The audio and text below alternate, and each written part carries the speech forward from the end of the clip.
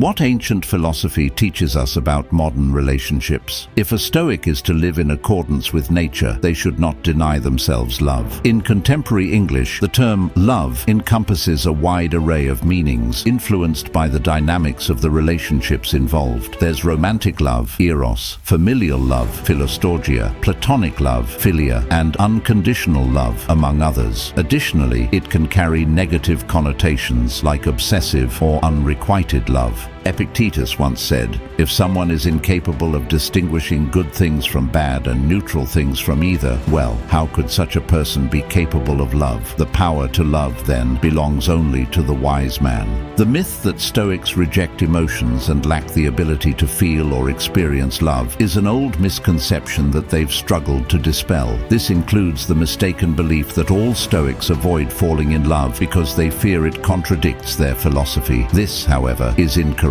To live in alignment with nature, Stoics shouldn't deprive themselves of love, which is one of the most innate human emotions. In this video, we delve into the Stoic perspective on love, exploring their insights and how they navigate the potential pitfalls of negative emotions associated with it. We will mainly be referring to Stoic attitudes towards romantic love, as opposed to the non-romantic types of love, as for the most part, they are unconditional and occur on a more biological nature. Before we embark, a humble request. If you find value in this content, a like would aid in furthering the spread of Stoic wisdom. And if you're not yet subscribed, consider joining us and hitting the bell to stay updated on our journey. 1. Virtue. Before delving into the Stoic approach to love, let's revisit the core tenets of Stoicism, the 4 cardinal virtues. Musonius Rufus argued that engaging in intimate activities doesn't necessarily imply a lack of wisdom, justice, courage, or moderation. His interpretation of these virtues focused less on the semantics of expressing love or exploring sexuality and monogamy. However, Musonius Rufus did highlight instances where relationships lack virtue, such as non-consensual acts, maltreatment, infidelity in monogamous settings, and obsession. These situations cloud judgment with negative thoughts and actions, thus compromising an individual's virtue. While not all Stoics embraced such a liberal view on relationships as Musonius Rufus did, Cicero discussed the concept of pure love, cautioning that what's often perceived as love is actually lust. Therefore, he approached the casual interactions Musonius Rufus spoke of with reservations. Cicero believed that for a wise person to engage in a romantic relationship, they must be free of negative emotions, devoid of disquietude, longing, anxiety, or sighing.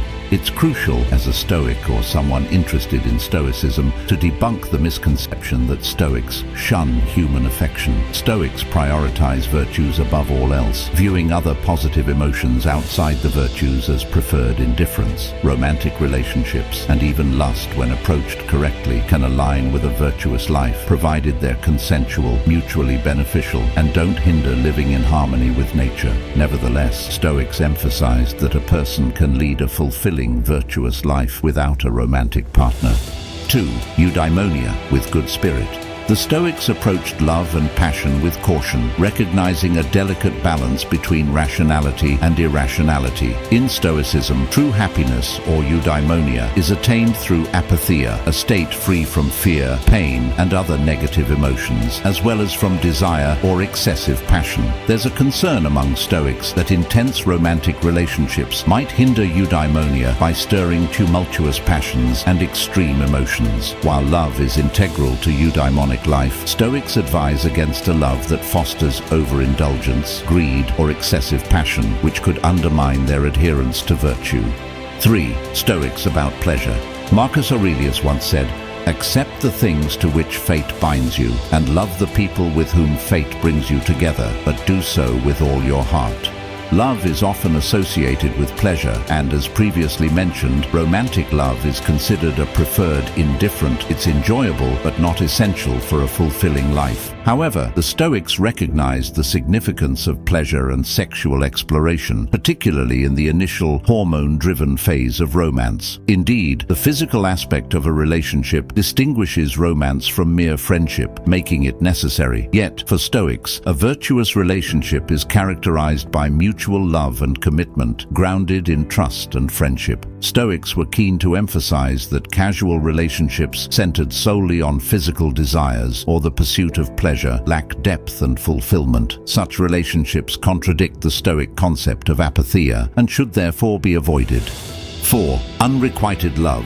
Epictetus once said, "With regard to whatever objects give you delight, are useful, or are deeply loved, remember to tell yourself of what general nature they are, beginning from the most insignificant things." The Stoics vehemently reject the notion of dwelling on unrequited love, deeming it preposterous and urging its avoidance at all costs. Epictetus's dichotomy of control emphasizes focusing only on things within one's control, and since others' feelings fall outside this realm, worrying about unreturned affection is deemed unnecessary. Stoicism teaches that our own emotions are transient, especially in the face of discovering unreciprocated feelings during the initial attraction phase. For Stoics, happiness doesn't stem from attraction to another individual, but from living a virtuous life that can be enriched by another. If unrequited love jeopardizes this virtue, it serves no purpose and should be relinquished from one's thoughts.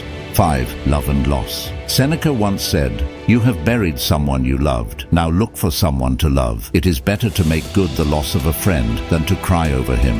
Stoicism underscores the importance of embracing every aspect of life, including its inevitable outcomes. While it may seem pessimistic, every romantic relationship ultimately leads to either a breakup or the loss of a loved one through death. Stoics fully acknowledge this reality and often employ the practice of memento mori to mentally prepare themselves for the potential loss of their spouse or loved ones. Echoing this sentiment, Epictetus advocated for the practice of premeditatio malorum, urging individuals to recognize the finite nature of love, whether it lasts for 6 months, 6 years, or 60. He advised against becoming consumed by love for another person, instead emphasizing the importance of self-improvement to be the best possible companion for one's partner. By adopting this approach, when separation inevitably occurs, whether through breakup or death, one can reflect with gratitude on the love experienced. It's crucial to remember the love shared and refrain from grieving its absence, focusing instead on personal growth and the cherished memories created together.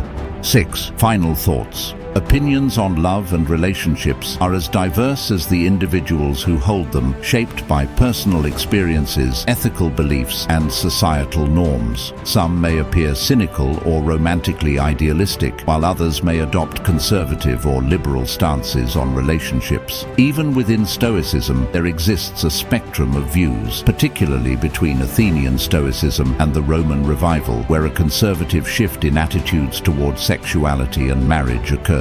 However, Stoics universally advocate for avoiding harmful forms of love. They caution against becoming consumed by lust, indulging in unrequited feelings, or engaging in toxic relationships. Stoicism emphasizes the importance of valuing oneself as much as one values their partner, teaching that it's preferable to be alone than to be in a detrimental relationship. By resisting the allure of initial passions or the notion of everlasting love, individuals can safeguard themselves from being exploited or emotionally manipulated. Thank you for joining us on this Stoic journey. Until next time, may these practices transform your mornings, your days, and ultimately, your life.